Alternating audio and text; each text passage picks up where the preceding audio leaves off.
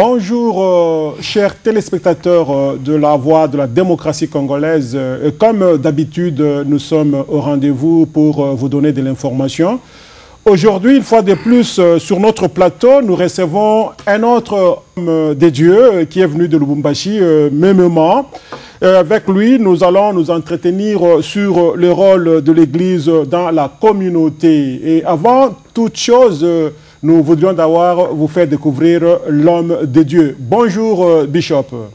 Bonjour, bien-aimé Don. Bishop, est-ce que vous pouvez vous présenter, qu'on sache à qui on a affaire aujourd'hui? Merci, c'est avec plaisir. Je m'appelle Zachary Loubadi Kabea. Je suis marié à une seule femme, père de 8 enfants, dont l'aîné à 35 ans, le cadet à 18 ans. Je suis licencié en statistique. Je suis également licencié en théologie. Je suis diplômé de la mission en Afrique du Sud. Actuellement, je suis doctorant. Je suis également vice-doyen chargé de l'enseignement à la faculté de théologie baptiste.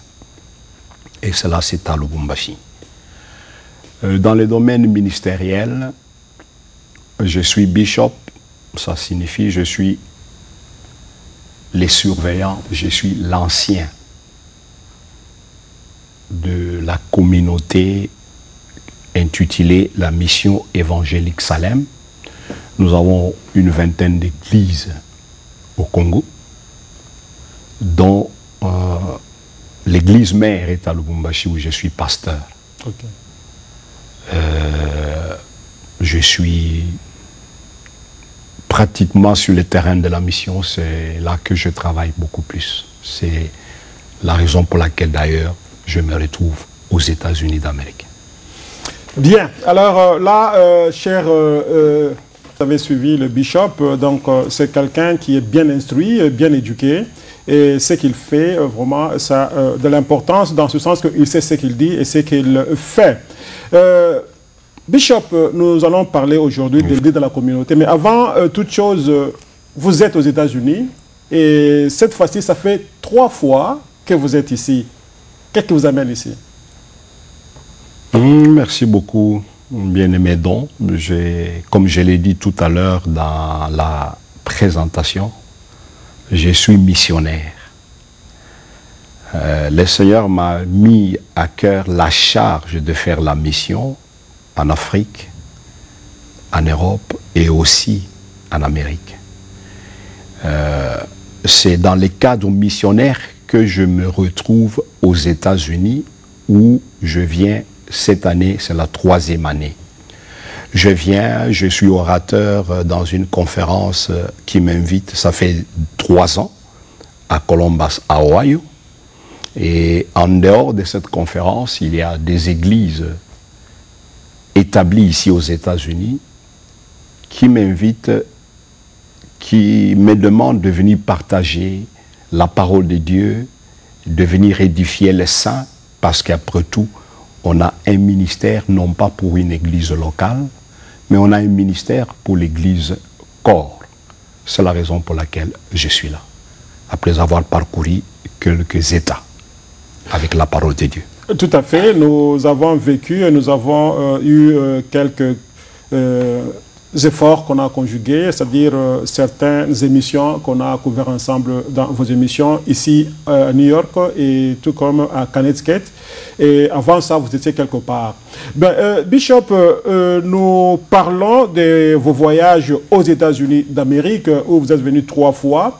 C'est-à-dire vous avez une certaine expérience de la vie religieuse ou chrétienne des Américains ou de nos frères qui ont quitté l'Afrique pour l'Amérique. Qu'est-ce que vous avez constaté? Quelle différence y a-t-il entre cette vie religieuse africaine et américaine? Est-ce que vous avez découvert quelque chose là-dessus? Oui, certainement. Je voudrais dire ceci. Vous savez, frère Don, quand vous prenez les Écritures, vous trouvez que Israël, dans les campements, il campait 3 tribus au nord, 3 tribus au sud, 3 tribus à l'est, 3 tribus à l'ouest. Chacun pouvait adorer Dieu qui était dans l'arche, qui était au centre de toutes ces tribus-là. Ce qui est vrai, c'est que chacun adorait Dieu là où il est, mais on pouvait aussi partager la communion en adorant le même Seigneur avec nos frères qui sont soit au nord, soit au sud, soit à l'ouest. C'est pour dire que, étant missionnaire en Afrique, et en particulier le Congo où j'habite, et ce que j'ai vu et ce que j'ai constaté ici aux États-Unis, il ne faudrait pas dire qu'on ne prie pas aux États-Unis. On prie aussi beaucoup plus aux États-Unis. Et je considère seulement que dans mon pays, qui est le Congo, les gens s'adonnent beaucoup plus à la prière. Ils cherchent vraiment le Seigneur. Et ça, c'est le résultat d'un réveil. C'est-à-dire, le Congo est tellement réveillé pour se tenir continuellement dans la recherche du Seigneur. Réveillé en ce qui concerne l'Église. Oui, en ce qui concerne l'Église. Oui. Je peux même ajouter pour dire que, vous savez, les États-Unis ont fait plus. Les premiers missionnaires qui sont venus en Afrique, qui ont amené l'évangile en Afrique, sont les Américains. Les Noirs américains oui, aussi. Ils ont payé un grand prix pour que nous ayons la parole de Dieu, pour que nous ayons l'évangile. Et peut-être à cause des circonstances et à cause de ce qu'ils sont devenus, ils ont un embonpoint aujourd'hui. Je commence à constater qu'ils sont en train de s'endormir un tout petit peu. Et l'Afrique peut venir aussi au secours des églises américaines pour leur apporter un réveil. Ok. Enfin, ce qui n'est pas à négliger, mais de toutes les façons, je voulais vous faire remarquer que l'église américaine au commencement était une église de combat. Aujourd'hui, chez nous, on parle combat spirituel et consort. Eux, ils combattaient l'injustice. C'est ainsi qu'on a vu les gens comme Martin Luther King qui étaient au front en tant que pasteur. Mais comme on parle du rôle de l'église dans la communauté, chez nous, on ne sent pas ça. Il y a des hommes de Dieu qui se mettent debout et tout de suite là, c'est le gouvernement qui vient pour les étouffer. Est-ce que vous pensez que le réveil que les Américains ont eu jusqu'à arracher la liberté en tant qu'esclaves peut se faire chez nous, puisque chez nous, la situation est aussi morose? Ouais, cela est vrai, mais il faudrait dire que chez nous, nous ne sommes pas encore arrivés à ce point-là. Parce qu'il ne faudrait pas comparer l'Amérique par rapport au Congo. L'Amérique vit déjà une décennie d'une démocratie, ce qui n'est pas le cas chez nous. Chez nous, nous sommes encore dans les stades de l'apprentissage. Ce qui fait qu'aujourd'hui, on peut chercher à fermer la bouche de l'Église, mais sachez une chose, ce n'est pas facile de fermer la bouche de l'Église. Vous pouvez tout faire, mais la vérité qui est le Seigneur Jésus-Christ finira toujours par régner. C'est ce qui fait que je voudrais vous dire sincèrement que c'est difficile de nous arrêter. C'est déjà parti, nous sommes en train de parler et le gouvernement peut aujourd'hui nous comprendre. S'il ne nous comprend pas aujourd'hui, demain, le lendemain, nous comprendrons. Ils comprendront toujours. Ouais. Alors, quel est, selon vous, le rôle que l'Église doit jouer dans la communauté, Bishop Loubadi? C'est une question très pertinente. Avant même de donner le rôle que l'Église peut jouer dans la communauté, je voudrais bien parler du concept Église. Qu'est-ce que c'est l'Église? Oui. Parce que si on ne comprend pas les concepts Église, on aura difficile même de savoir quel est le rôle que l'Église peut jouer. Le mot Église vient du grec ecclésia, c'est-à-dire ek, ça signifie sortie de. Ecclésia, c'est Église. Donc l'Église veut dire un rassemblement des hommes et des femmes qui sont sortis du monde. C'est une assemblée de hommes et de femmes qui cherchent l'avancement du royaume de Dieu. Et c'est ça l'Église. L'Église, c'est la maison de Dieu. C'est une maison d'édification. C'est une maison de consolation. C'est une maison d'exhortation. L'Église, c'est une lampe qui est allumée pour éclairer. Et vous savez, quand une lampe est allumée, elle dissipe les ténèbres. Quand une lampe est allumée, elle éclaire, elle montre le chemin. Oh, je peux dire que l'Église, c'est le chemin, c'est la vérité, parce que ce chemin, cette vérité, c'est la parole de Dieu qui constitue la force et la base de l'Église. Voilà comment je peux définir les concepts Église.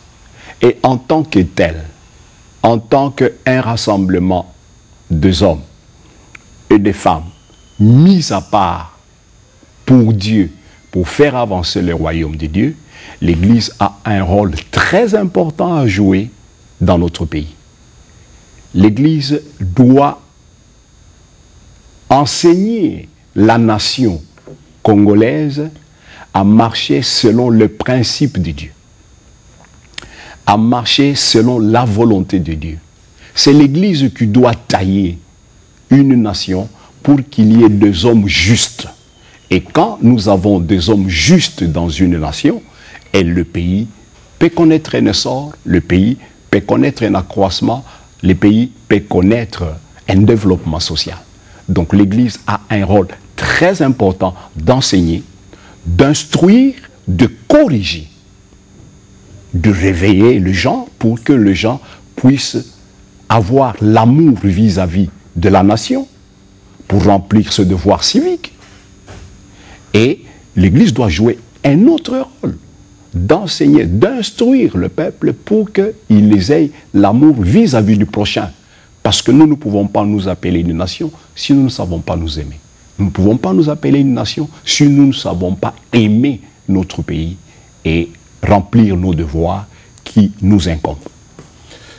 Oui, alors exactement, quel type de leader devrons-nous avoir et au niveau de l'Église et au niveau de la gestion du pays même, puisque nous avons constaté qu'il y a des leaders comme, il faut les citer par le nom, puisque c'est quelque chose qui a marqué l'histoire du pays, l'abbé Malou Malou, qui a géré la commission électorale nationale indépendante.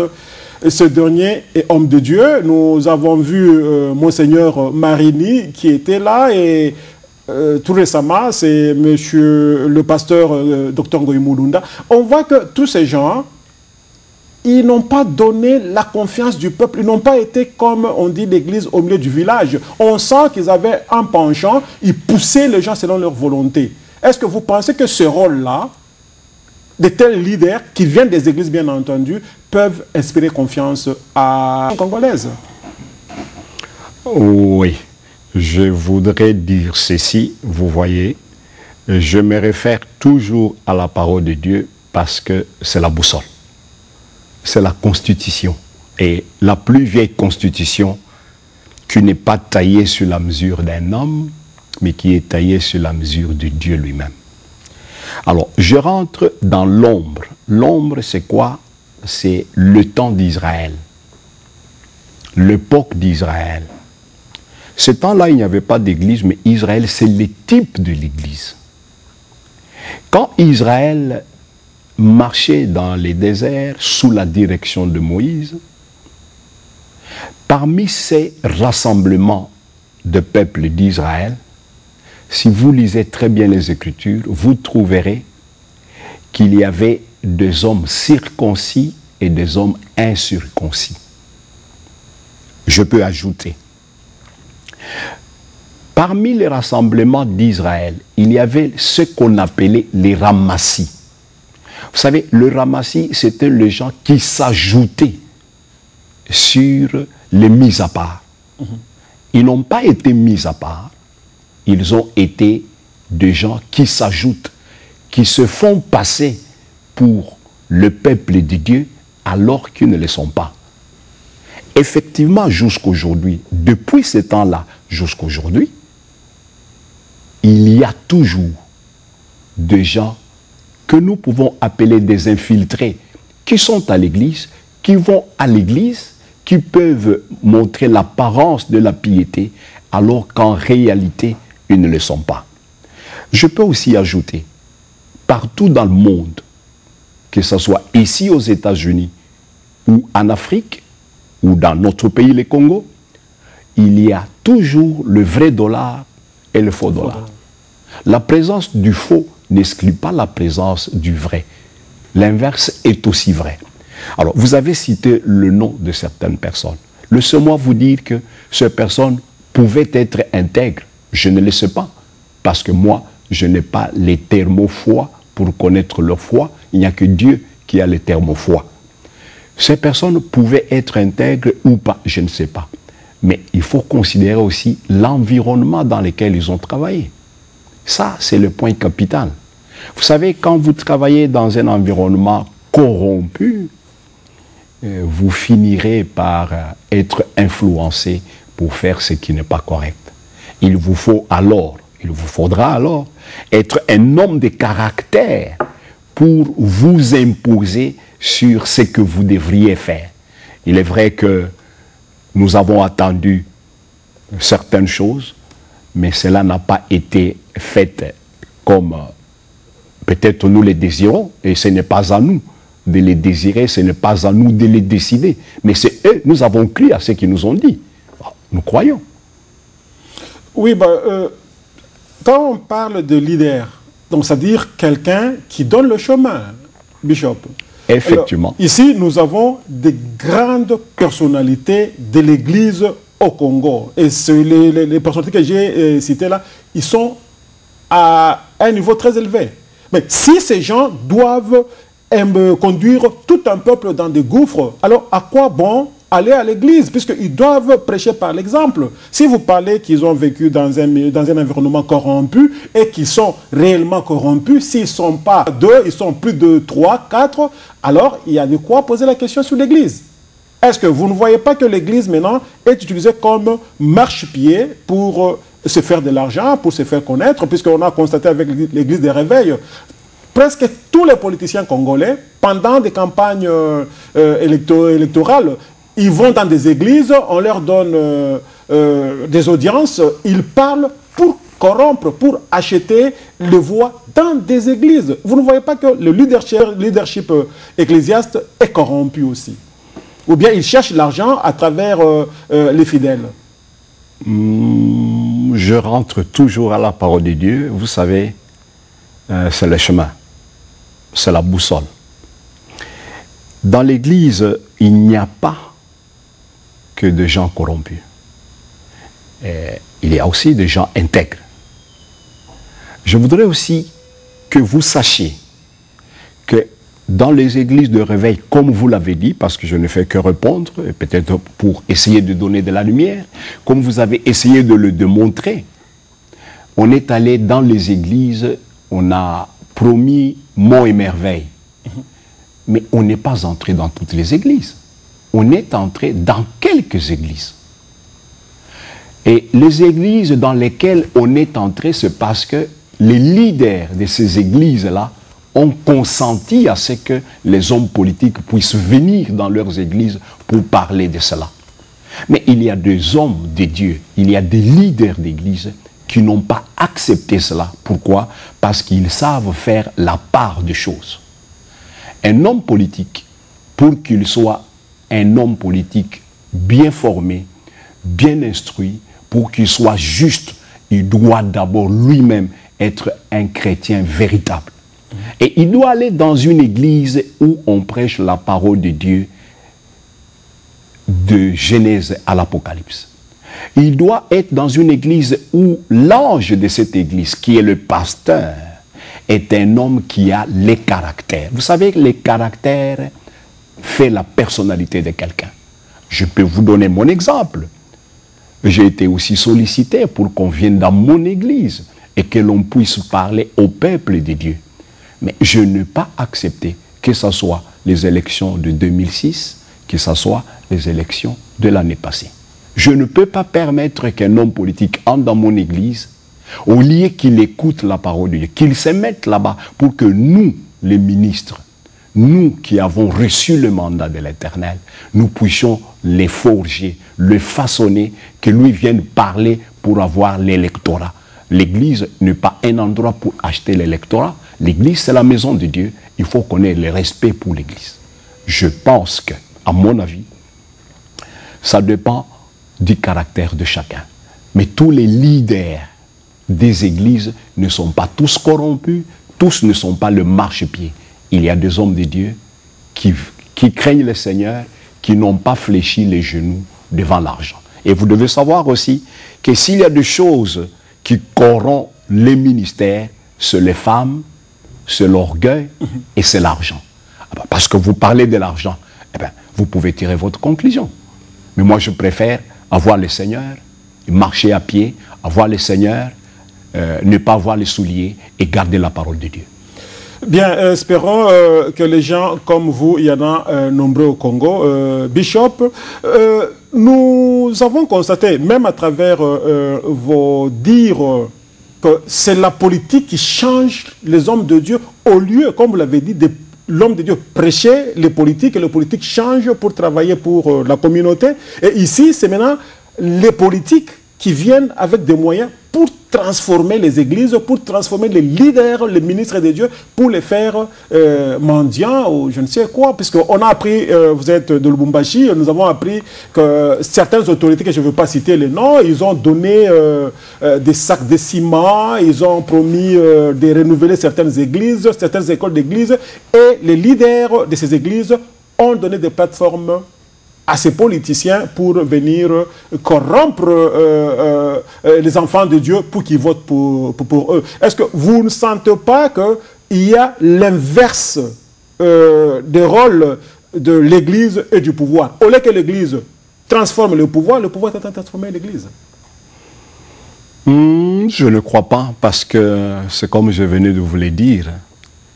Les Écritures disent d'abord qu'il y a 7000 personnes qui n'ont pas fléchi les genoux devant Baal. 7000. Quand l'homme de Dieu pouvait croire qu'il était le seul, mais Dieu lui dit non, tu n'es pas le seul. Il y a 7000 hommes qui n'ont pas fléchi les genoux.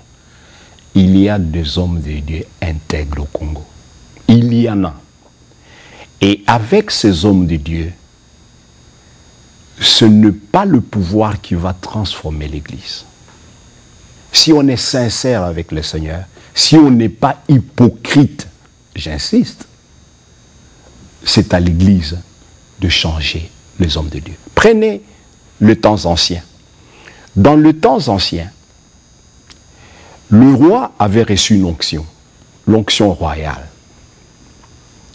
En tant que roi, il recevait une onction pour diriger le peuple, mais il ne pouvait pas recevoir l'onction des sacrificateurs ni de prophètes. Or, le prophète était appelé Ish Elohim, c'est-à-dire un homme qui a la communion avec Dieu, un homme qui est la bouche autorisée de Dieu, un homme qui reçoit les ainsi dit le Seigneur. Alors, un roi qui doit réussir dans son mandat, c'est un roi qui approche les hommes de Dieu qu'on appelle les Ish Elohim pour que cet homme de Dieu lui apporte les ainsi dit le Seigneur. Un roi qui doit réussir, il doit approcher les hommes de Dieu pour leur demander, dans ces cas ici, qu'est-ce que je dois faire? Et c'était l'homme de Dieu qui donnait au roi le principe de la conduite, de la direction de la nation. Et cette nation réussissait. Mais quand un roi pouvait bafouer, pouvait mépriser les ainsi dit le Seigneur, bien que Dieu a parlé à son serviteur, et que le roi qui a reçu les ainsi dit le Seigneur méprise et néglige, mais il lui arrivait ce qui devrait lui arriver. Et les Écritures disent ceci.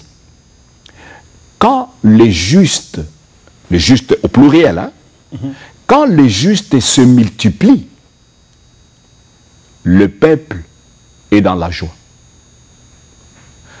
Quand il y a plusieurs hommes intègres, quand il y a plusieurs hommes de Dieu fidèles, quand il y a plusieurs hommes de Dieu enracinés dans les Écritures, le peuple, la nation se trouve dans la joie.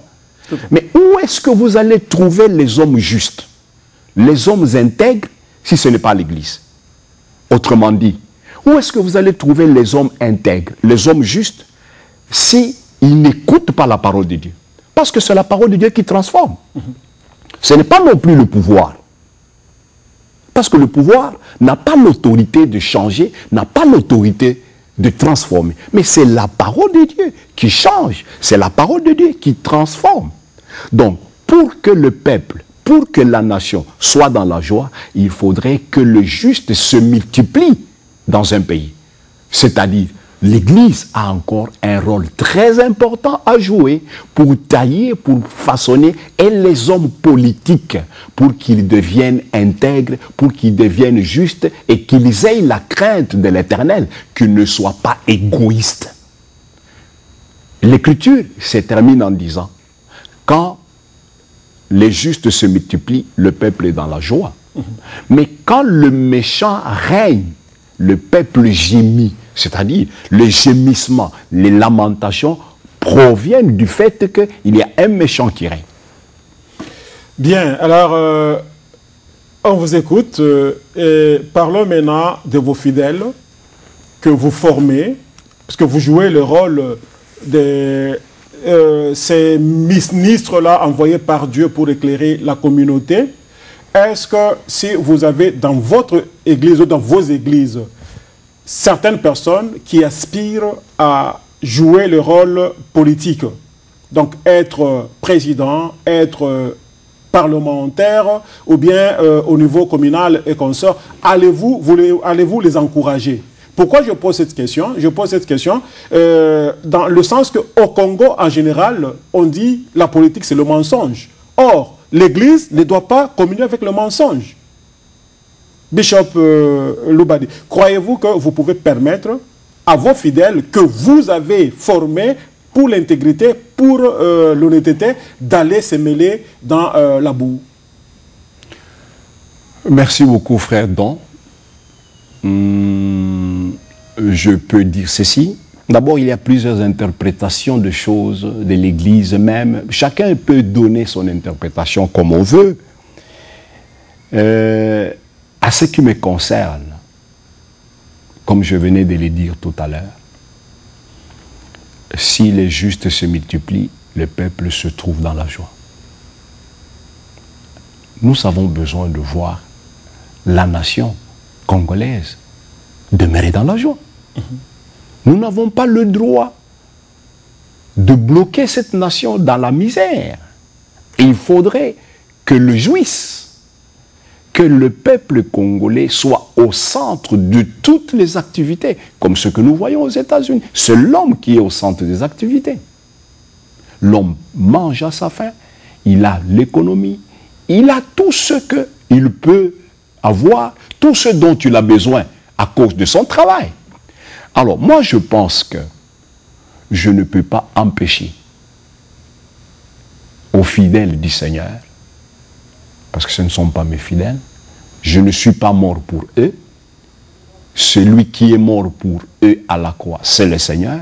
Moi, je ne suis que une sentinelle que le Seigneur a établie pour paître ses âmes et pour le conduire. D'ailleurs, personnellement, j'encourage les fidèles que le Seigneur m'a donnés à se lancer dans la politique, à faire la politique, pour que nous ayons une nation prospère, pour que nous ayons le social élevé, pour que le peuple puisse se retrouver dans la joie. Parce que si nous n'avons pas de chrétiens dans la politique, nous n'aurons que les méchants. Alors, à ce moment-là, nous aurons condamné toute notre génération et toute notre nation à la misère. Je vais avancer peut-être avec un autre point. Moi, j'encourage les fidèles qui sont avec moi à faire la politique. Pourquoi? Parce que si nous avons les chrétiens au Parlement, par exemple, ces chrétiens, parce que ce sont deux hommes intègres, ils vont siéger quand on cherchera à voter une loi pour légaliser l'avortement, ces chrétiens défendront la vérité biblique. Parce que l'avortement est un meurtre, au même point de vue que prendre un couteau et tuer quelqu'un. Si nous n'avons pas de chrétiens au Parlement, ce qui fait que nous allons aussi nous retrouver en train de bénir le mariage des homosexuels. Parce que ça vient du Parlement.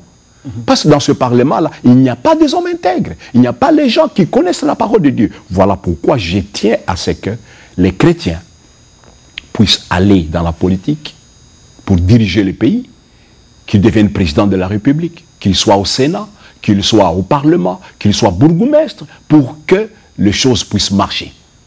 Ça, c'est mon point de vue. Ok, ça c'est vraiment ce que nous encourageons, puisque comme vous l'avez mentionné, dans les pays d'outre-mer où nous vivons, la politique est là pour gérer la société. On n'y va pas pour gagner. Les gens deviennent malhonnêtes quand ils vont avec l'esprit de plus gagner. Oui. En tant que la politique devient gagne-pain. C'est là où il y a un problème. Gagne-pain pour ça. Et non pas le bien des autres. On ne cherche pas le bien des autres. C'est ça. Là, ça ne va pas. Alors, là, nous vous encourageons à éduquer la population dans ce sens-là et surtout les fidèles qu'ils doivent s'impliquer pour diriger le pays autrement. Bishop, il y a un problème sérieux. Oui, le problème sérieux, c'est le phénomène collabo. Vous avez suivi ça, de loin ou de près. Ouais. Et donc, les Congolais de la diaspora, ils disent que la plupart des hommes de Dieu au pays, ce sont des collabos. Collabos, pourquoi? Puisqu'il y a deux niveaux. Vous renfermez la population dans la prière, la population n'a pas le temps de revendiquer ses droits contre le gouvernement qui est en train d'assombrir sa misère.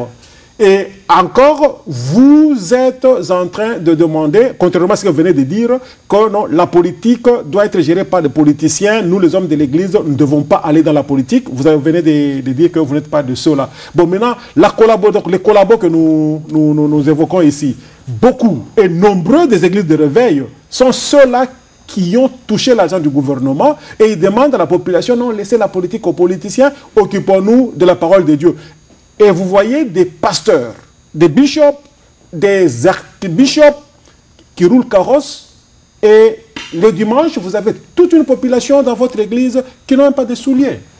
Les mamans qui viennent à l'église le matin à 9 h pour repartir à la maison à 20 h, comment subvenir aux besoins de la famille? Un problème.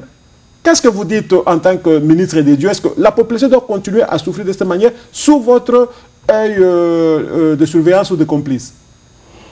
Merci beaucoup, frère Don. Je crois que je me répète un tout petit peu. Je vous ai dit tout à l'heure que tout le monde n'est pas de la race d'être corrompu. Il y a ceux qui sont de la race de Dieu.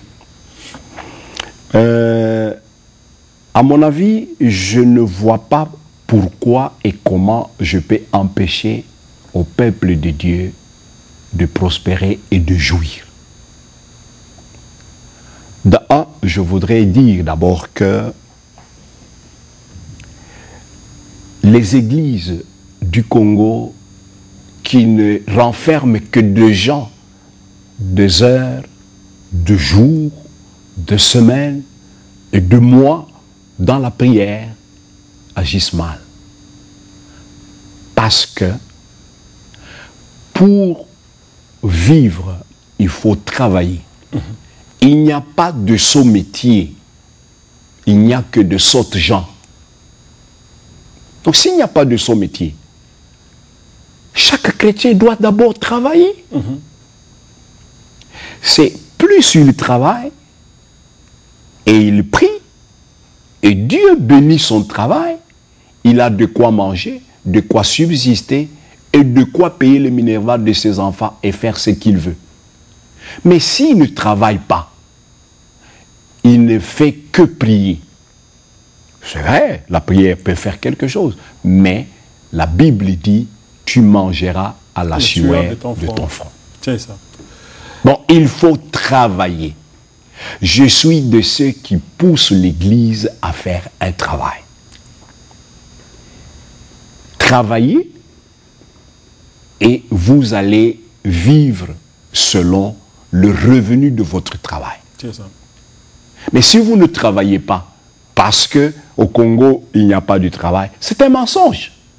C'est vrai, le gouvernement n'a pas mis sur pied une politique sociale pour donner du travail aux gens.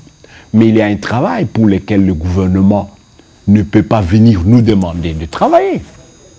Le champ. Est-ce qu'il faut que le gouvernement vienne nous demander de faire le champ? Mais non. Il y a de l'espace au Congo. Il faut aller travailler. Il faut faire le champ. Et à partir de votre champ, vous trouverez un revenu et vous allez vivre. Mais si vous ne voulez pas travailler, vous êtes paresseux. Que dit la Bible? Quand vous passez à côté de la maison ou du champ d'un paresseux, vous allez observer que ça c'est un champ d'un paresseux. Un peu de sommeil, un peu d'assoupissement et la pauvreté vous atteindra. Donc la pauvreté n'atteint que le paresseux. J'ajoute. Vous avez parlé du phénomène collabo. Tous les hommes de Dieu ne sont pas de ceux qui fléchissent le genou devant le pouvoir. Tous non. Vous connaissez les exemples, vous pouvez en connaître et en citer, mais ce n'est pas tout le monde. Et de deux, c'est une mauvaise interprétation de croire que tout homme de Dieu qui ne parle pas ou qui parle, il est collabo. D'abord, je voudrais m'expliquer. Qui n'est pas derrière l'opposition. Non, c'est une mauvaise interprétation des choses. C'est une mauvaise interprétation. D'abord, moi, dans mon église, si je suis pasteur, je suis ange de l'église, dans mon église, tout le monde ne doit pas être du PPRD. Comme tout le monde ne doit pas être de l'IDPS. Alors, la coloration de partis politiques, ça c'est laissé au libre choix de chaque fidèle. Alors, moi je ne peux pas être derrière le pouvoir du PPRD, par exemple. Parlons du parti politique et non pas du pouvoir. Je ne peux pas être du PPRD alors que dans mon église, il y a les gens de l'IDPS. Qu'est-ce que les gens de l'IDPS qui sont dans mon église deviendraient? Parce que moi, leur pasteur, je proclame tout haut que je suis du parti politique PPRD. Non, moi, je suis le pasteur de ceux du PPRD et je suis le pasteur de ceux de l'IDPS. Je suis le pasteur de tous ceux qui appartiennent à un parti politique. Je les laisse libres, c'est leur choix, c'est leur volonté de choisir le parti politique. Avançons un peu.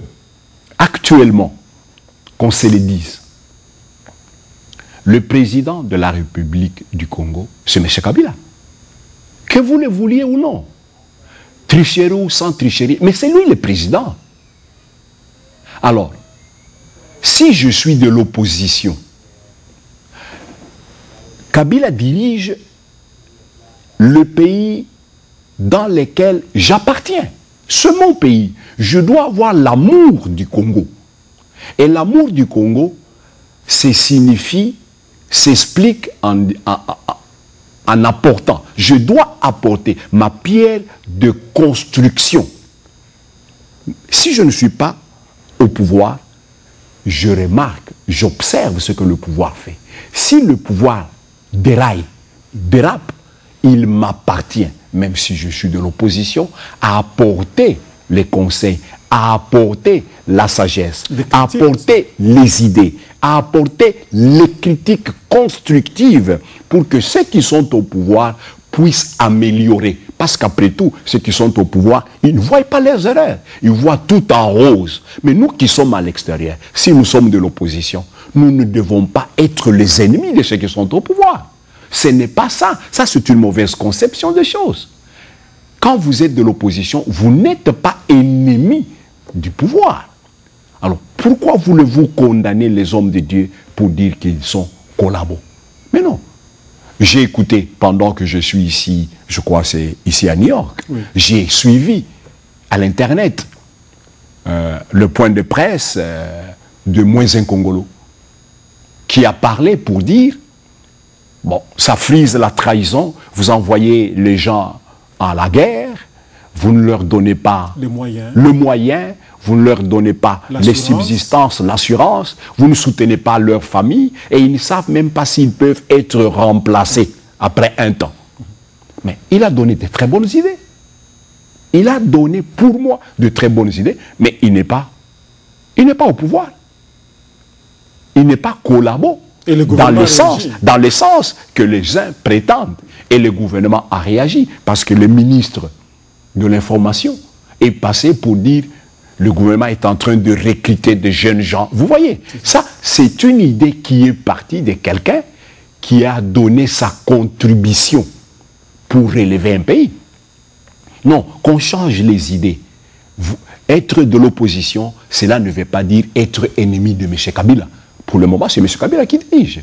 Nous pouvons voir ce qu'il fait et apporter des critiques constructives pour que le pays marche. Sinon, nous allons nous mettre du dispute en dispute, 52 ans de dispute. Ça, c'est trop. Ça, c'est trop. Oui. Bishop, on ne peut pas entrer beaucoup plus en politique.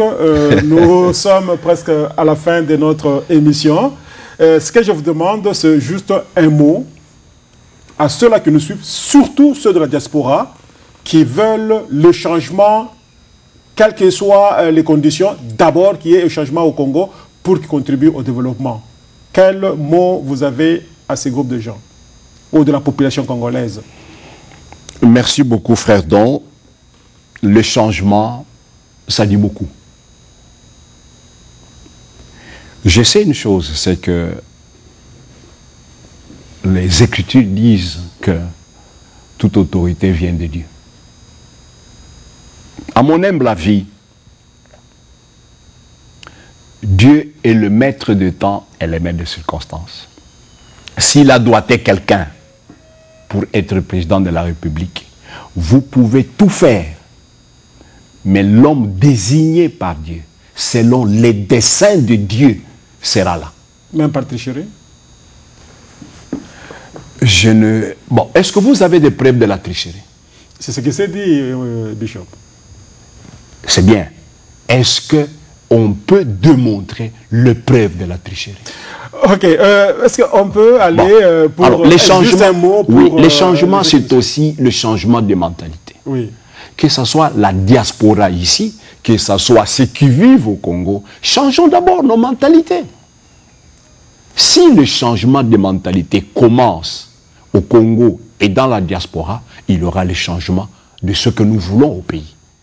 Mais je crois, à mon avis, c'est un problème où chacun de nous doit faire un effort pour permettre à ce qu'il y ait un changement comme Dieu le veut et non pas comme nous le voulons.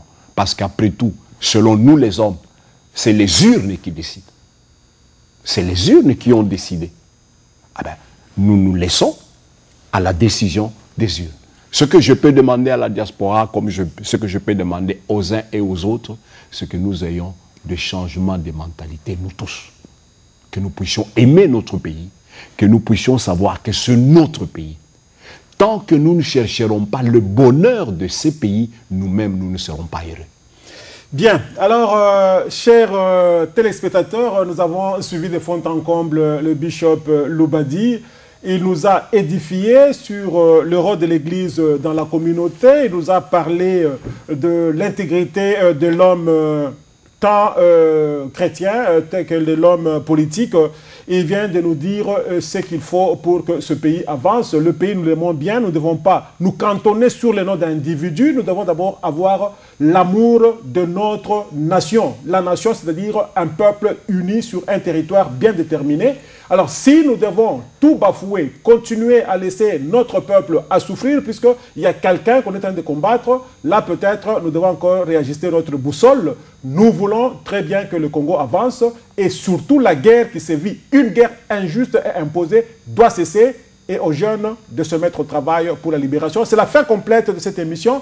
Espérons vous retrouver très prochainement sous la voie de la démocratie congolaise avec votre ami de tout le temps, John Kayembe, depuis New York City. Au revoir.